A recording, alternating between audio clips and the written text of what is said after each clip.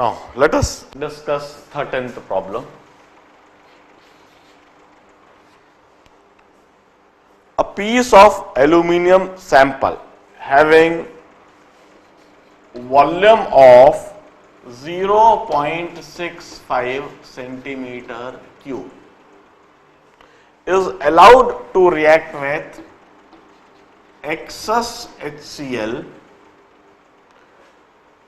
What weight of hydrogen is obtained given the density of the sample is 2.7 into 10 to the power 3 kg per meter cube, and the sample contain 80% aluminium metal. यह aluminium pure नहीं है, impure है. इसका कितना volume, a piece of aluminum having volume of it have got volume of 0.65 centimeter cube and it's having density of 2.7 into 10 to the power 3 kg per meter cube and having the purity of 80%. This much aluminium would give how much hydrogen gas, what weight of hydrogen gas or what volume of hydrogen gas would be obtained. अब सबसे पहले हम reaction लिख देते हैं.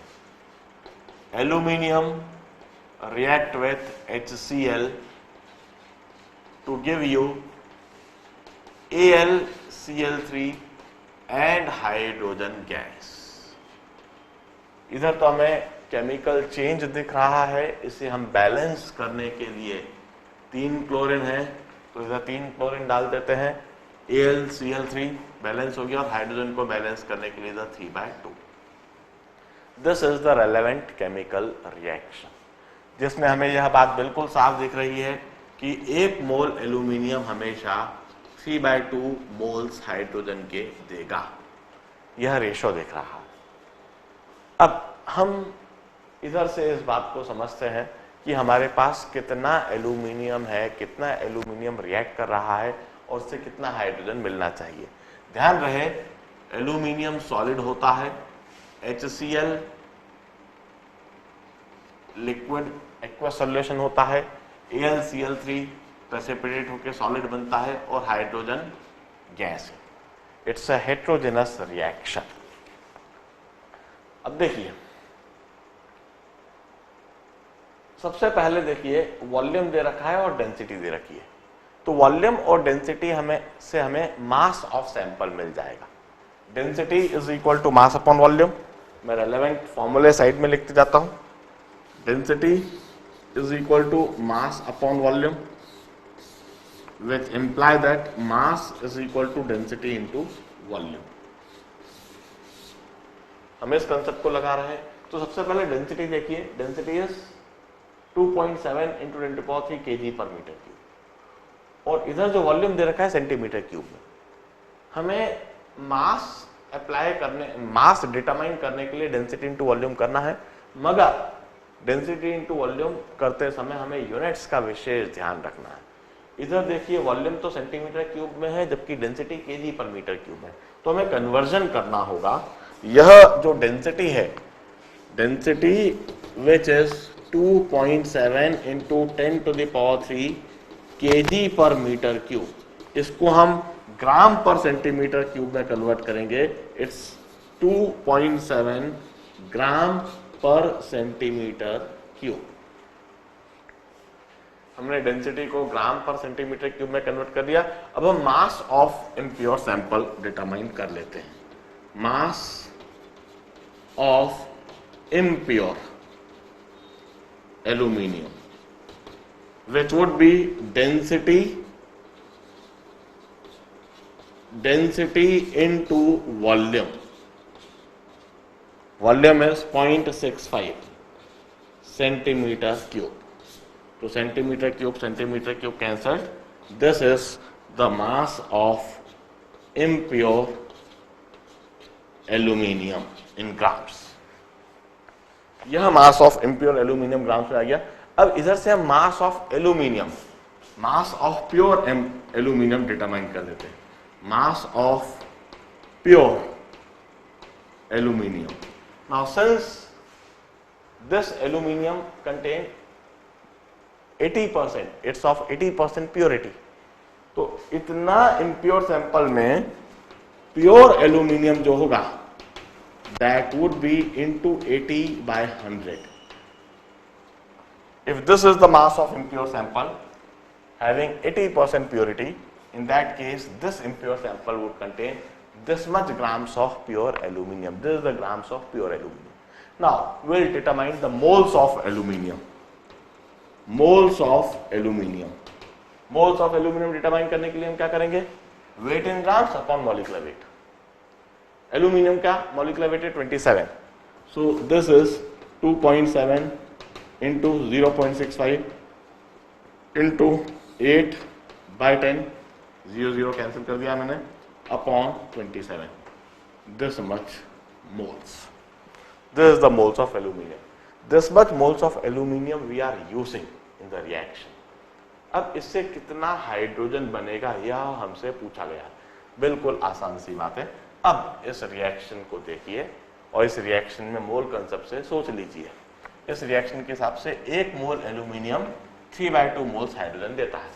तो इतने moles aluminium कितना मोल्स हाइड्रोजन के देंगे? मोल्स ऑफ हाइड्रोजन मैं लिख देता हूं. Moles of hydrogen obtained would be 3/2 into moles of aluminum, which is 2.7 into 0.65 into 8/27 into 10. This much moles of hydrogen. अब इधर से मैं वेट ऑफ हाइड्रोजन भी निकाल सकता हूं, मैं वॉल्यूम ऑफ हाइड्रोजन गैस है 10 भी निकाल सकता हूं. मैं आंसर लिख देता हूं. Answer weight of hydrogen, weight of hydrogen obtained. weight of hydrogen obtained निकालने के लिए number of moles into molecular weight, that is 2 कर देंगे. 3/2 into 2.7 into 0.65 into 8 upon 27 into 10. यह तो moles of hydrogen जो ऊपर लिखा हुआ है into molecular weight, that is 2. This is the weight of hydrogen obtained in grams. यदि हमसे पूछा होता volume of hydrogen obtained at NTP, तो मैं लिख देता हूं इस तरह से, volume of hydrogen at NTP would be equal to, ये जो number of moles मैंने निकाले हैं 3/2 into 2.7 into 0.65 into 8 divided by 27 into 10. यह मोल्स ऑफ हाइड्रोजन है into 22.4 into 22.4 liters. This is the volume of hydrogen obtained at NTP. यदि हमसे volume पूछा हुआ होता तो, ऑल्दो वॉल्यूम पूछा हुआ नहीं है, हमसे पूछा हुआ है mass of hydrogen obtained, hence this is the final answer to this problem. Note it down, बड़े ध्यान से देखिए किस तरह से डेंसिटी से हमने मास निकाला. मास ऑफ डेंसिटी जो है वो एक इम्प्योर सैंपल की दे रखी है. So density of impure sample would be equal to mass of impure sample upon volume of impure sample. So mass of impure sample would be equal to density of impure sample into volume of impure sample. यह density of impure sample दे रखा है, यह volume of impure sample है. इन दोनों को multiply करा, इससे हमें mass of impure sample मिल गया, impure sample of aluminium. अब इसमें 80% एल्यूमिनियम है, तो उससे हमने mass of pure aluminium निकाल लिया. mass of pure aluminium से moles of pure aluminium. अब इतने moles pure aluminium कितने moles हाइड्रोजन देंगे, इसे हमने रिएक्शन लिखकर मोल कंसेप्ट अप्लाई करके समझ लिया, तो हमें मोल्स ऑफ हाइड्रोजन मिल गए. मोल्स ऑफ हाइड्रोजन से हम ग्राम्स ऑफ हाइड्रोजन भी निकाल सकते हैं, volume of hydrogen at NTP भी निकाल सकते हैं. हाइड्रोजन चूंकि गैस है इसलिए हम मोल्स से वॉल्यूम बड़ी आसानी से एवोगैड्रोस हाइपोथेसिस से लिख सकते हैं। There is 13th problem. Now start reading 16th problem.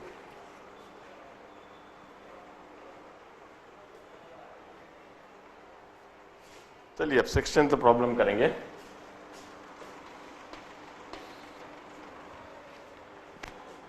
इस तरह से जब हम एवरी थर्ड प्रॉब्लम जब हम सॉल्व कर रहे हैं, फिक्स नंबर के हमने प्रॉब्लम ले लिए, और ऐसा करने से होगा क्या, ऑलमोस्ट अलग अलग कंसेप्ट के अलग अलग प्रॉब्लम होंगे और सारे कंसेप्ट क्लास में कवर हो जाएंगे। What weight of AgCl would be precipitated if 10 ml of HCl at 12 degrees centigrade and 750 mm pressure were passed through excess AgNO3. What weight of AgCl would be precipitated by this? Now this is the problem. एक simple problem है, पहले मैं relevant chemical reaction लिख लेता हूं। AgNO3 which is a aqueous solution when it is passed with gaseous HCl, AgCl, solid AgCl is precipitated and HNO3 get suspended in the solution. Now this is a complete and a balanced reaction. इसमें हमें यह बात बिल्कुल साफ दिख रही है, AgNO3 जो कि एक्सेस में है, यह एक एक्वस सॉल्यूशन है, पानी के अंदर AgNO3 डिसॉल्व्ड है और भरपूर मात्रा में है।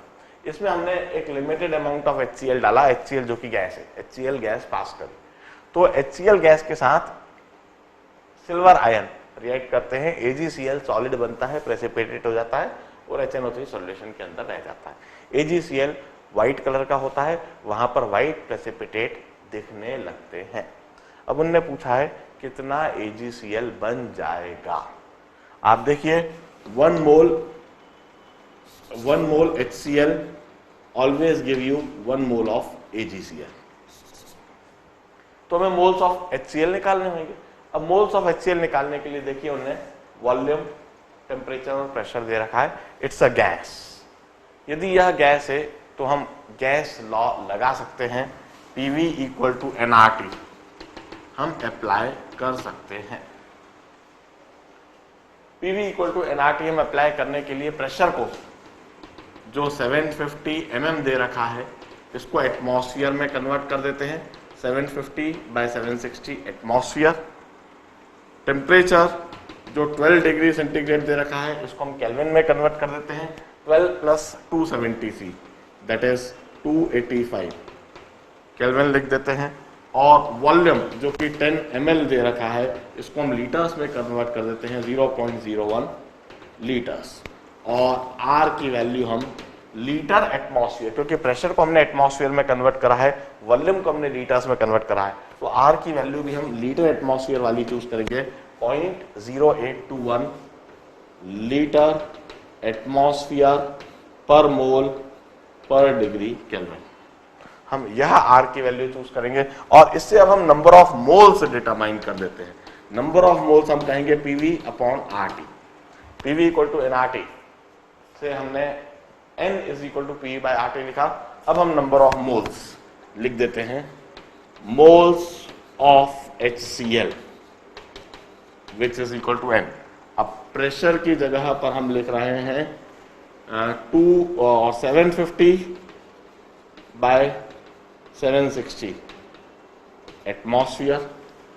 वॉल्यूम की जगह पर हम लिख रहे हैं 0.01 लीटर्स और R की जगह पर हम लिखेंगे 0.0821 लीटर एटमॉस्फेयर पर मोल पर डिग्री केल्विन और टेम्परेचर की जगह पर हम लिख रहे हैं 285 केल्विन। इस तरीके से हमने PV इक्वल टू nRT इसमें सारी वैल्यू सब्स्टिट्यूट करी है। सब्स्टिट्यूट करा हुआ देखिए जरा बड़े ध्यान से। अब हमने यूनिट्स के साथ में लिखा है। यूनिट्स के साथ में लिखने से फायदा यह होता है कि कभी कोई गलती नहीं होती है, कहीं पर यूनिट कन्वर्ट करने की आवश्यकता है तो आपको एकदम से दिखने लगता है। अब देखिए एटमॉस्फेयर कैंसिल होता हुआ दिख रहा है, लीटर कैंसिल होता हुआ दिख रहा है, केल्विन कैंसिल होता हुआ दिख रहा है, और यह मोल्स ऊपर आता हुआ दिख रहा है। हमें मोल्स ऑफ HCl मिल जाएंगे इस तरह से। मैं सिंप्लीफाई करके लिख देता हूं इधर थोड़ा, यह 0 से 0 कैंसिल और 0.01 इधर 8.21, तो इधर देखिएगा 75/76 इंटू 1/8.21 इंटू 285 moles.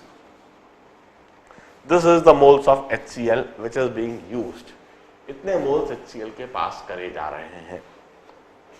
अब एक मोल HCl से एक मोल ही AgCl मिलता है, so this is the moles of AgCl. So moles of AgCl obtained, इतना AgCl के मोल्स ही हमें मिल जाएंगे 75/76 इंटू 1/8.21 इंटू 285, इतने मोल्स AgCl ही हमें मिलेगा। अब हमसे पूछा हुआ है weight of AgCl।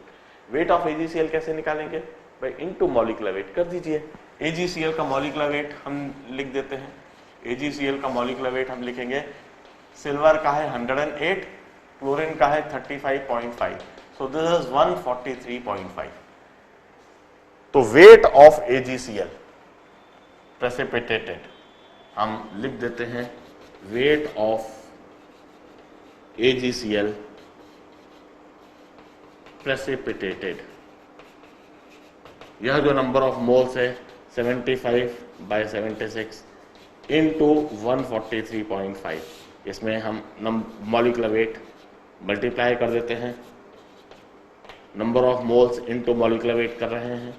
This is the grams of AgCl precipitated and this is the final answer to the problem.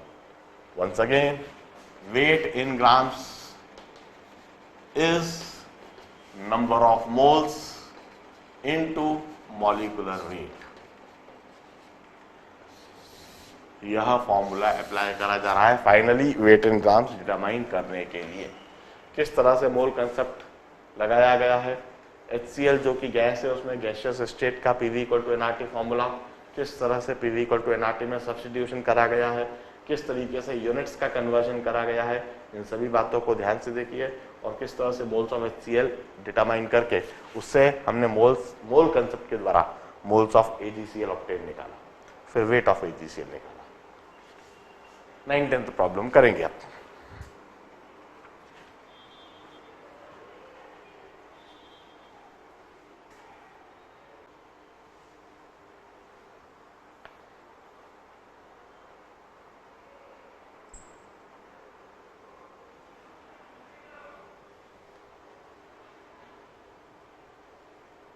चलिए अब 9th प्रॉब्लम सीखते हैं।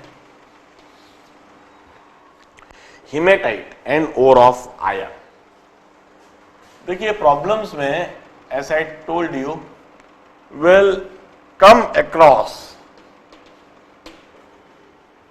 Number of compounds, their ores, their extraction principles, their methods and the chemical reactions associated with them. इधर इस problem में हमें यह समझ में आ रहा है सबसे पहली बात तो कि haematite its an ore of iron, यह आयन ओर है और इसमें Fe2O3 होता है। It contain 2.78 kg of iron in 5 kg ore। 5 kg ore लिया जाए तो उसमें 2.78 kg प्योर आयन होता है। Now what is the percentage of Fe2O3 in hematite? hematite में Fe2O3 का परसेंटेज कितना है? अब देखिए हम कहते हैं Fe2O3 में आयन कितना है, जरा सबसे पहले यह देखिए। Fe2O3 में 2 आयन के एटम्स है, तो सबसे पहले आयन 56 होता है। 2 इसके 1 मोल से हमें इसके 2 मोल मिल जाते हैं, means 2 into 56 grams of iron would be obtained from Fe2O3 का molecular weight 2 into 56 plus 48, 2 into 56 plus 3 into 16 grams of Fe2O3. 2 into 56 grams of Fe would be obtained from this much grams of Fe2O3. Mole concept से हम यह बात लिख सकते हैं। So 1 gram of Fe would be obtained from 2 into 56 plus 3 into 16 upon 2 into 56, this much grams of Fe2O3। जबकि हमारे पास कितने किलोग्राम Fe है? 2.78, तो 2.78 kilograms of Fe must be obtained from this much kilograms of this into 2.78 kilograms of Fe2O3। इसका मतलब जो हमने 5 kilogram और लिया है, जिस 5 किलोग्राम और से हमें इतने किलोग्राम आयन मिल रहे हैं, और इतने किलोग्राम आयन यदि हमें मिल रहे हैं तो वहां पर इतने किलोग्राम Fe2O3 रहा होगा। It means 5 kilogram of ore contain this much kilogram of Fe2O3। So percentage Fe2O3 can be done, percentage Fe2O3 would be equal to, this is the kilograms of Fe2O3, 2 into 56 plus 3 into 16 upon 2 into 56 into 2.78. This is the kilograms of Fe2O3 in 5 kilograms of ore into 100. This is the percentage Fe2O3 in the ore, and this is the answer. हमसे पूछा गया है 5 kilogram haematite में यदि 2.78 kilogram ion है तो इसमें कितना परसेंटेज Fe2O3 होएगा। Fe2O3 gives you 2 Fe. 1 mole of Fe2O3 gives you 2 moles of Fe. So this much grams of Fe2O3 would give you this much grams of Fe. So 1 gram of Fe would be obtained from this much grams of Fe2O3, and 2.78 kilograms of Fe would be obtained from this much kilograms of Fe2O3. इसका मतलब है 5 kilogram ओर में इतना kilogram Fe2O3 रहा होगा। So this is the percentage Fe2O3 in the hematite ore. The answer to 19th problem. Now let's read 22nd problem. इसे ध्यान से देखिए, नोट डाउन कीजिए, समझिए और 22nd प्रॉब्लम पढ़ना चालू कीजिए।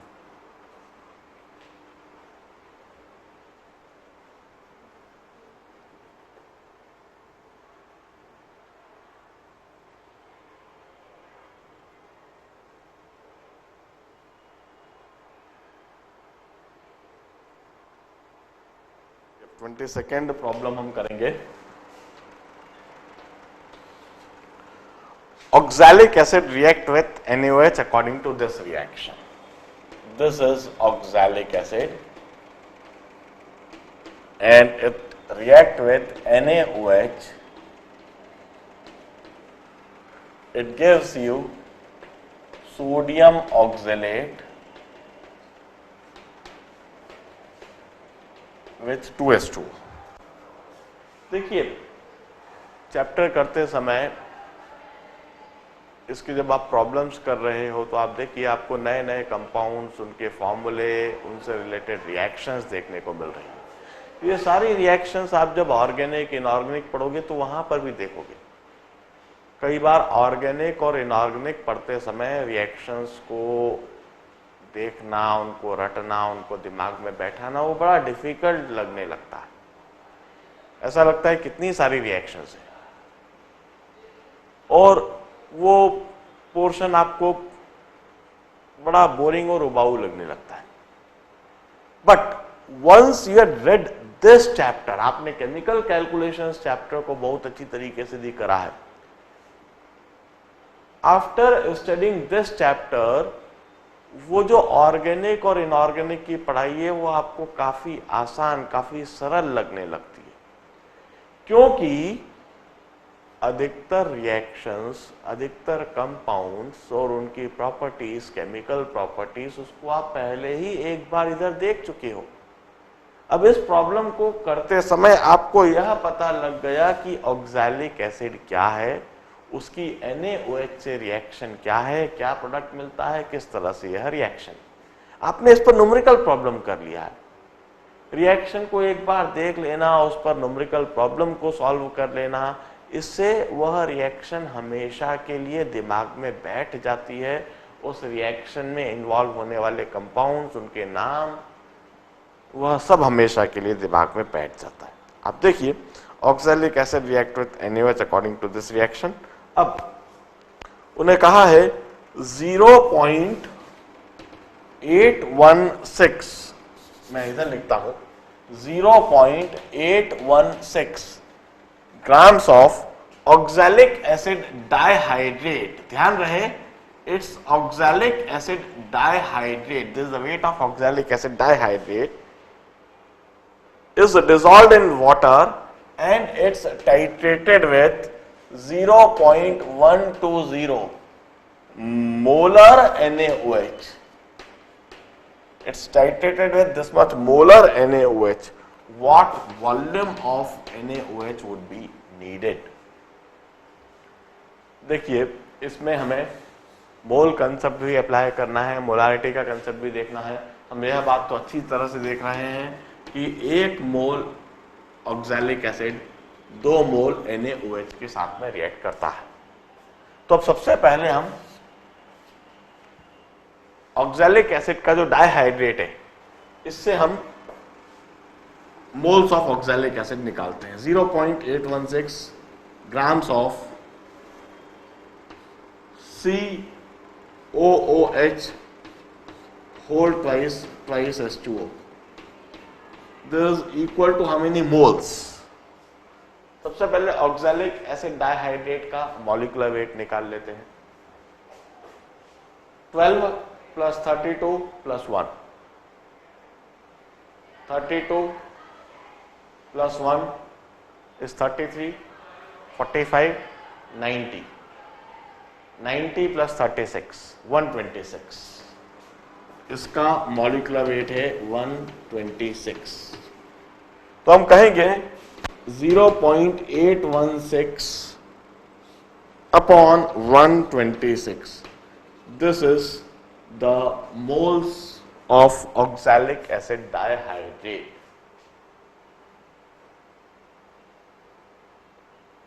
अब ऑक्सैलिक एसिड डाइहाइड्रेट में जितने मोल्स हैं उतने ही मोल्स ऑक्सैलिक एसिड के होने चाहिए।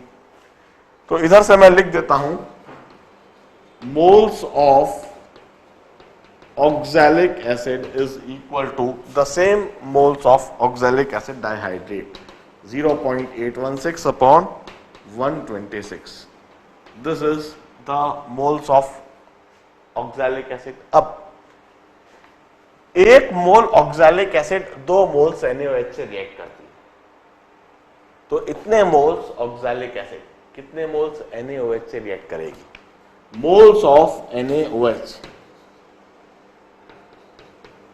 नीडेड, हमें कितने मोल्स NaOH के चाहिए? 2 into moles of oxalic acid. यह हमने मोल कंसेप्ट से समझ लिया। यह जो बैलेंस्ड रिएक्शन है, इससे हमें दिख गया कि 1 मोल ऑक्सैलिक एसिड 2 मोल NaOH से रिएक्ट करती है। तो इतने मोल्स ऑक्सैलिक एसिड के लिए हमें 2 into moles of oxalic acid, इतने मोल्स NaOH की आवश्यकता लगेगी। This is the moles of NaOH needed. अब आंसर है क्या? ये आंसर ये नहीं है, हमसे पूछा है what volume of NaOH is needed और मोलारिटी दे रखी है। तो मोलारिटी और वॉल्यूम को रिलेट करते हुए नंबर ऑफ मोल्स के साथ में रिलेशनशिप हमें रिकॉल करना है। Molarity into volume in litres is number of moles. हम इस एक्सप्रेशन को इस्तेमाल करेंगे। तो मोलारिटी तो हम लिख देते हैं 0.120, this is the molarity, into volume in litres, molarity हमें दे रखा है, into volume in litres is number of moles and this is the moles of NaOH, this is the moles of NaOH, 2 into 0.816 upon 126. So volume of NaOH is, हम लिख देते हैं, इससे नीचे ले जाएंगे, 2 into 0.816 upon 0.120 into 126. This much liters of NaOH would be used in order to react with the given amount of oxalic acid. This is the answer. इतने litres जब हम NaOH लेंगे तो उसमें इतने मोल्स NaOH किया जाएंगे और इतने मोल्स NaOH इतने मोल्स ऑक्सैलिक एसिड से रिएक्ट करेंगे, इतने मोल्स ऑक्सैलिक एसिड डाइहाइड्रेट से ऑब्टेन होंगे और इतने मोल्स ऑक्सैलिक एसिड डाइहाइड्रेट इतने ग्राम्स ऑक्सैलिक एसिड डाइहाइड्रेट से मिलना चाहिए। This is the grams of oxalic acid dihydrate. Oxalic acid dihydrate के ग्राम्स को हमने उसके मॉलिक्यूलर वेट से डिवाइड कर दिया, इससे हमें moles of oxalic acid dihydrate मिल गया। Moles of oxalic acid dihydrate से हमें मोल्स ऑफ ऑक्सैलिक एसिड मिल गया। मोल्स ऑफ ऑक्सैलिक एसिड मिलने पर हमने मोल कंसेप्ट से यह सोच लिया कि इसके लिए हमें कितने मोल्स NaOH के चाहिए रहेंगे। मोल्स ऑफ NaOH हमें इतने चाहिए जो रिएक्शन में इन्वॉल्व होंगे और इतने मोल्स NaOH के लिए हमें कितना लीटर्स NaOH चाहिए होगा वह हमने मोलारिटी की डेफिनेशन से समझ लिया। Molarity into volume in litres is number of moles. ध्यान रहे मोलारिटी को हमने बेसिकली डिफाइन कैसे करा है, उसकी डेफिनेशन रिकॉल कर लेते हैं। Molarity is number of moles per liter of solution, number of moles upon volume in liters, this is molarity। तो इसे हमने क्रॉस मल्टीप्लाई करा, molarity into volume in litre is number of moles, इसे हमने cross multiply करके यह expression लिखा हुआ है और इस एक्सप्रेशन को हमने अप्लाई करा। मोलारिटी जो दी हुई है into volume in litres is number of moles और इससे हमें वॉल्यूम इन लीटर्स मिल गया। This is 22nd problem, note down कीजिए और 25th प्रॉब्लम रीड कीजिए।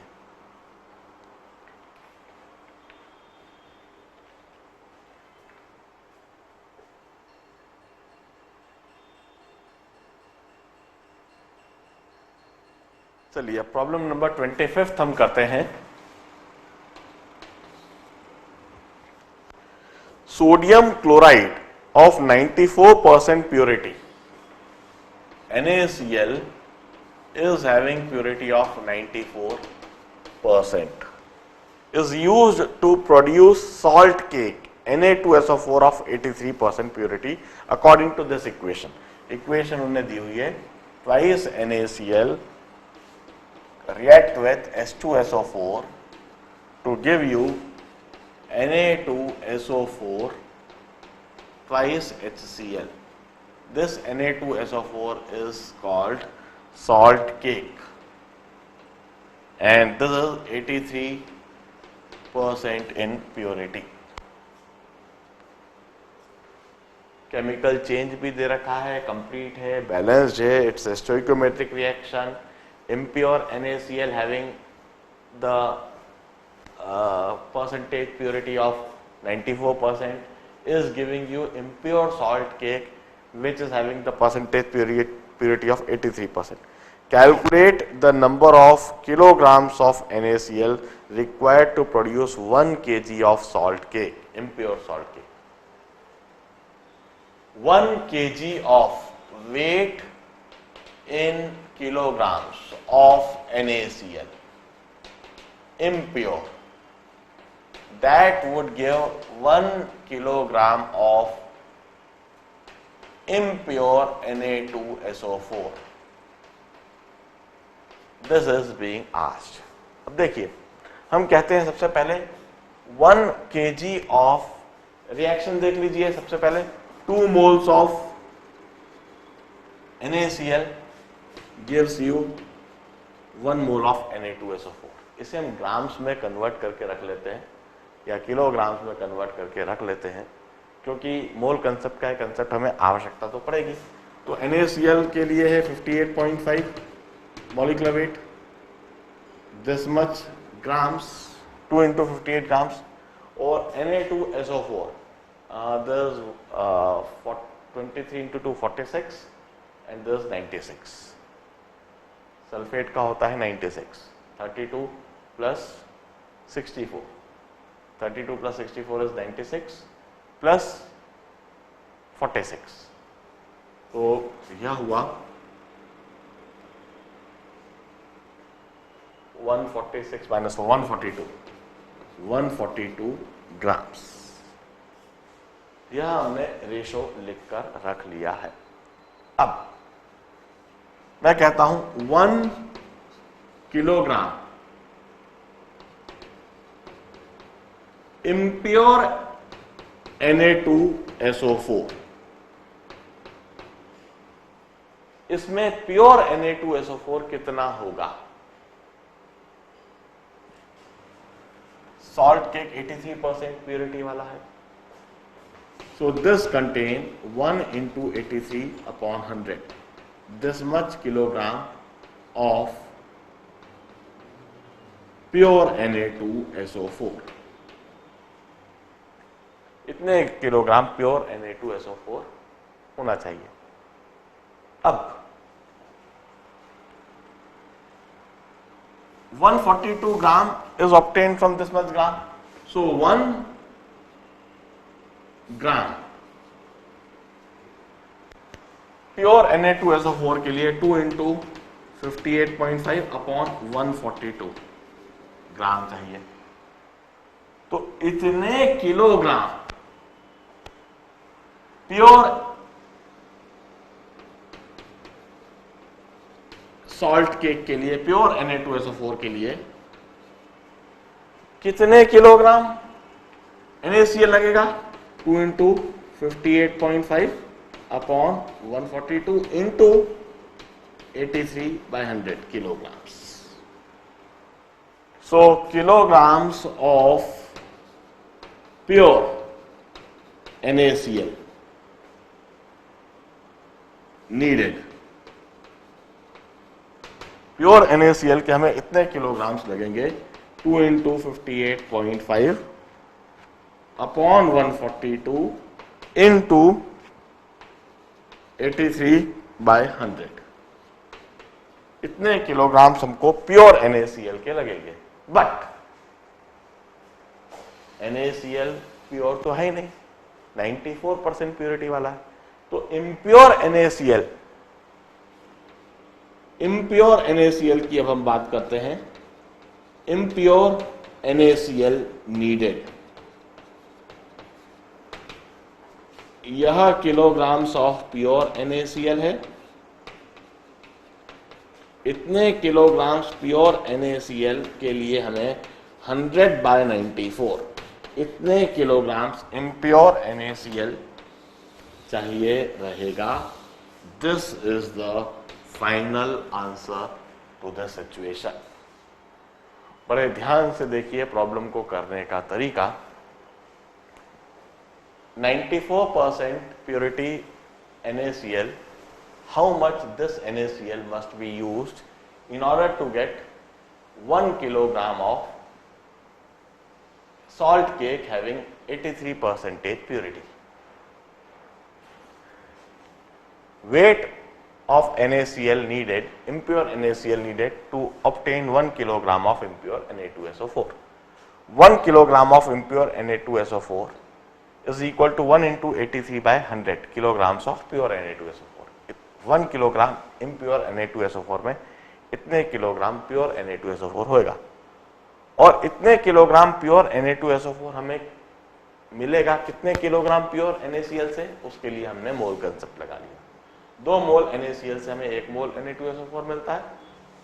2 into 58.5 ग्राम NaCl से हमें 142 ग्राम Na2SO4 मिलता है। तो 1 ग्राम Na2SO4 के लिए हमें इतने ग्राम NaCl चाहिए रहेंगे। तो इतने किलोग्राम प्योर Na2SO4 के लिए हमें इतने किलोग्राम NaCl चाहिए रहेगा। This is the kilograms of pure NaCl। इतने किलोग्राम प्योर NaCl हमें इतने किलोग्राम इम्प्योर NaCl से मिल जाएंगे। This 25th problem.